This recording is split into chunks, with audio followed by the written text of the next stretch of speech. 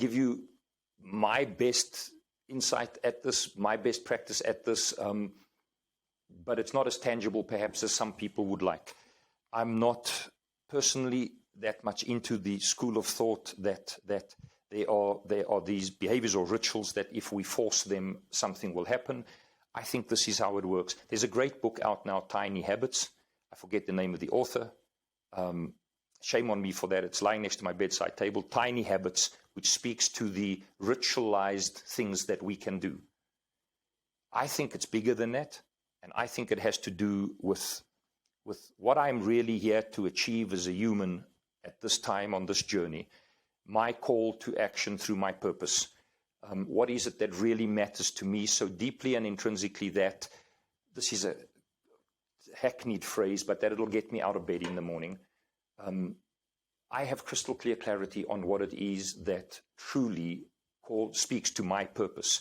And it is that thing that enables me to do what I need to white knuckle it when I need to white knuckle it so that I can get through the trying times.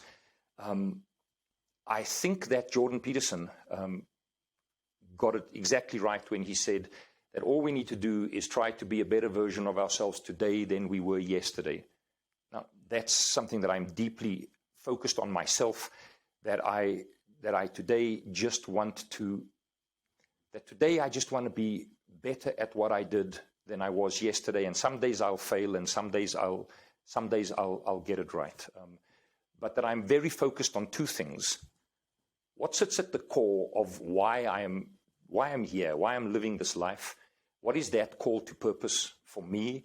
And I'm super focused on that thing, and that I'm focused today, just for today, at being better today than I was yesterday. And for me, gratitude. The fact that when COVID came, so boo-hoo. When COVID came, I used to make a living doing only two things, being on aeroplanes and in rooms full of people. That's how I generate my living. I was speaking in Perth in Western Australia 3 days before lockdown in Joburg. I landed just in time before landed in lockdown.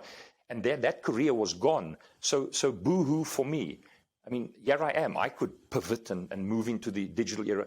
But what about the Uber driver who lost his business and couldn't pay the rental on his car? What about the beautician who used to work in the posh households on a call-out basis? What about the trolley pushers at the supermarkets who no longer had trolleys to push? And what about the beggars at our stop streets that no longer had passing people, passing trade? I think, speaking for myself, gratitude is, I think, at the core of what it is that enables me on a daily basis. Sure, there are other schools of thought, like affirmations and like rituals that we can practice. To me, it's the stuff I just mentioned to you. If that is helpful to another individual, that'll be meaningful to me. But I suppose my philosophy is not everyone's cup of tea. Sometimes we need more tangible in place, and I don't have the answer for that.